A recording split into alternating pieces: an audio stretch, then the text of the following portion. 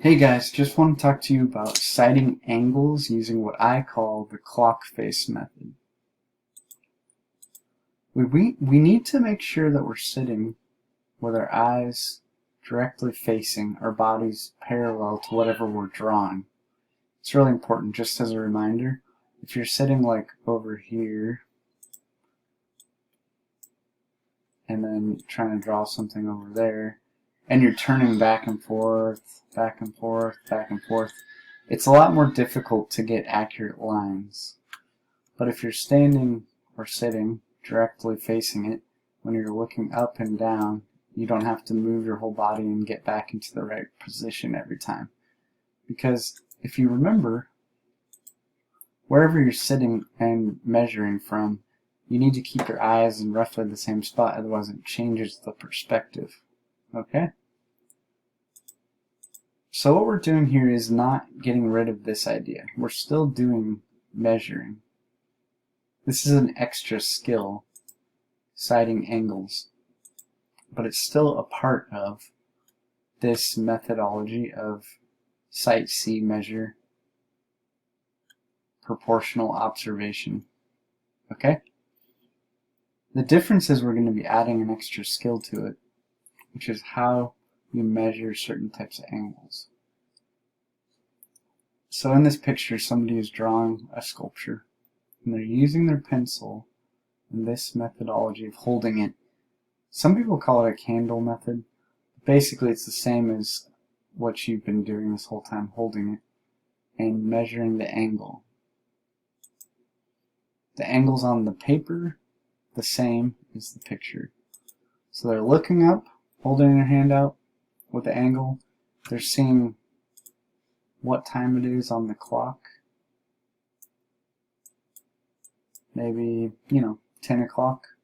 And they're dropping on their page down, holding the same angle and making sure it matches. You can literally go like this, hold your pencil up here, then hold it in the same angle and then drop it down on the page also, if you wanted to check it afterwards.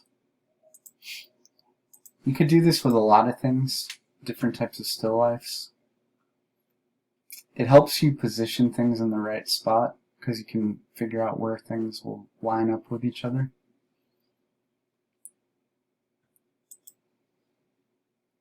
So basically, it's just like we've been doing but measuring, but now we're adding the angles. It's another way of using your pencil like a protractor. You can measure angles of the overall thing of something, like the head, or even the axis line.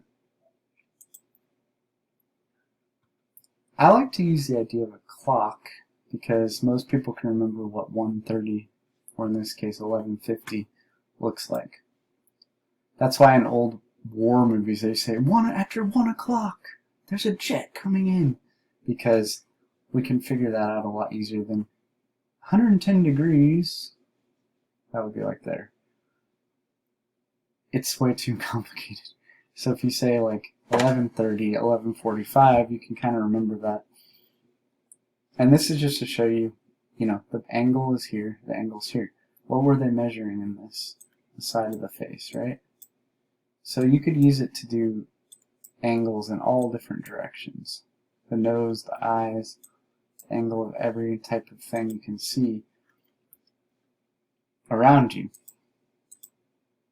It's no different, really, than a protractor and a clock face. It's just up and down is 90 degrees, flat across it is 180, and then you're using it, and you can go down and up every which direction. It's very useful for drawing axes of ellipses. A lot of you have been having to draw ellipses and having a hard time with it, and I've been saying to you, like, it's a circle in space, and you've been going, what are you talking about? Well, as a circle turns in space, you can't see as much of it. So it's straight on, and then this would be like the top of a cup, right? And if it's slightly tilting, in between, right, it's turning.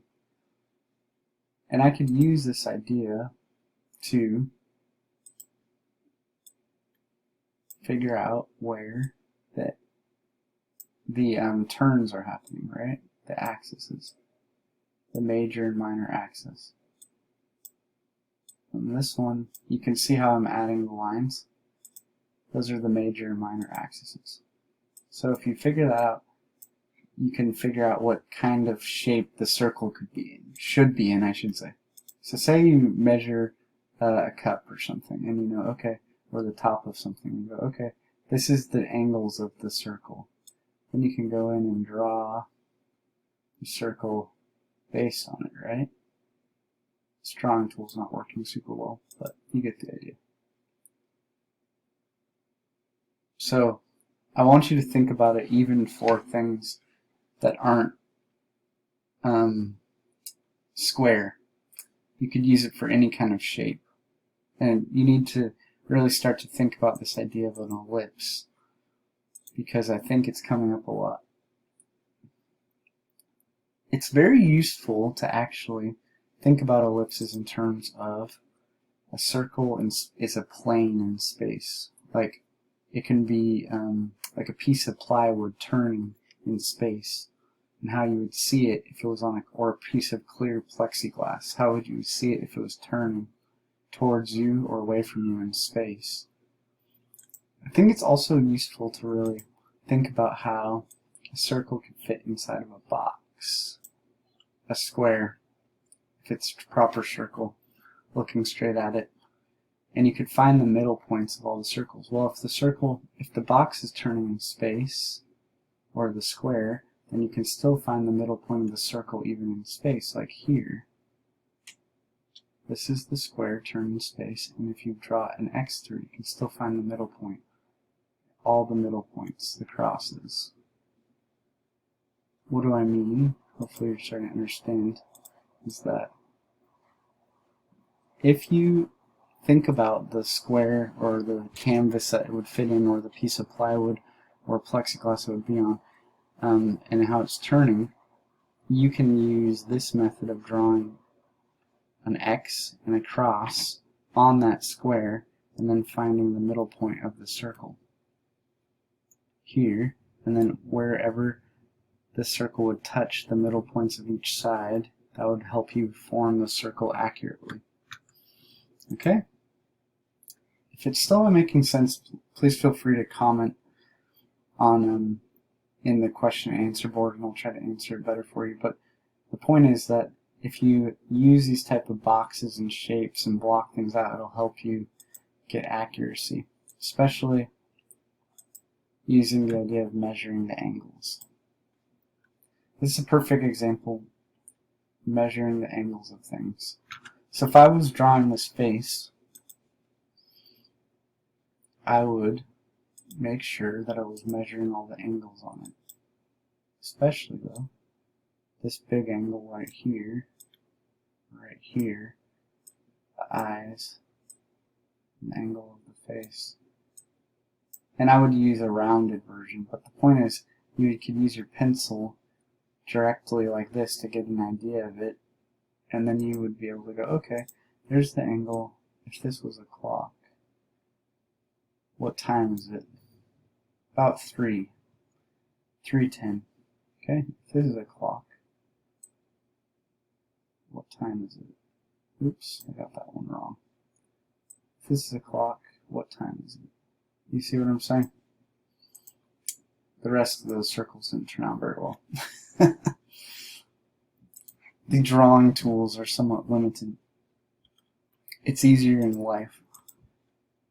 You can see it here. This is contrapposto pose, famous pose invented by the Greeks to give dynamism to people's bodies instead of just straight-on portraiture. And you could use this type of an idea of measuring angles with your pencil to find, the angle of someone's shoulders, for example, or the hips, or even the knees, right? And that would help you be able to, this shows you this on the body, help you be able to draw it more accurately. It can work for a building like the Leaning Tower of Pisa, or a face, really. almost any subject you're drawing on it will work for. So what you're basically doing is your hand is straight out, the exact same way it's been this whole time, with your shoulder fully extended, and this line on here is a little off. No, it's not. See how it's parallel to his face, the picture plane? It has to be directly up and down in front of you. Even if it's going away, you have to move it directly up and down like it's on a clock face. That's why I use the idea of a clock face even more than a protractor, because a hand on a clock doesn't poke into the face. It stays parallel to the face of the clock. So you have to do the same thing. Your finger has to be parallel to your face, the picture plane, like that piece of plexiglass or window that's in front of you. If you're drawing on a window, it has to be parallel. It can't poke in and out. And you move it up and down until you find the angle. And you think about what time is it on the clock? What time would it be here? I'm asking you. If this is the middle of the clock, right here, and this is going off, what time would that be? That's what you have to think to yourself. And you can hold it there and then drop it down on the paper if you want, but if you know what time it is, it's going to really help you, because once you're on your paper, you go, okay, it's the same time here, 12, 9:30, 10, 11, 12, something like that, and it can help you have a reference point. And you're actually going to put that line down on your paper. So you're not just going to think it and then try to draw this. You're actually going to put it as a guideline on your paper and go, okay, here's some guidelines. I'm going to measure all the angles, have little guidelines, and then afterwards I can go in and draw. Try to start doing my methodology. We're not getting rid of all of what we've learned so far in sight, see, measure. We're adding this skill of a clock face. Okay? So I think that's going to make a lot of sense. If you're having a hard time with it, then please reach out. I'm going to do a demonstration of this as well, but this is just to give you the general idea of there's something in the world. You're going to use your pencil like a clock to find out, or a protractor to find out the angle. You're going to put that same angle down on your page. It's going to help you place things accurately. Alright class, I hope you're doing well and taking care. You're going to need to start that. It's going to be drawing on the corner of your room. So you look at that assignment and see what it's all about. Let me just show it to you real quick in case you haven't looked yet. Bring this up here. Proportional drawing of the corner of your room. It has to be distinctive and interesting. Should take you about 3 hours, so that's what I'm having you do on the white paper.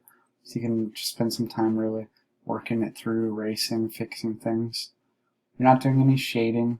You need to have the ceiling or floorboards, that way it ensures you use that method.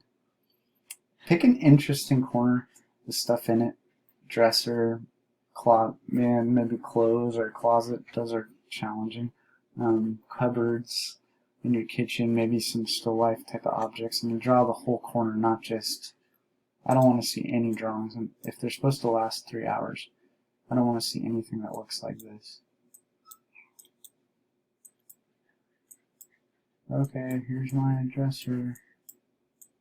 That took me 5 minutes to do. Give me my credit. Yeah. There's been some of that going on. That's not what we're looking for here. You gotta spend the time. If we were in class, you'd be spending the whole time drawing, and we'd lecture, and then you'd spend some time drawing, so you really gotta spend the time. Alright? Go to it. Cite some angles. Use the clock face method. I believe in you. You can do it. You got what it takes. Talk to you soon.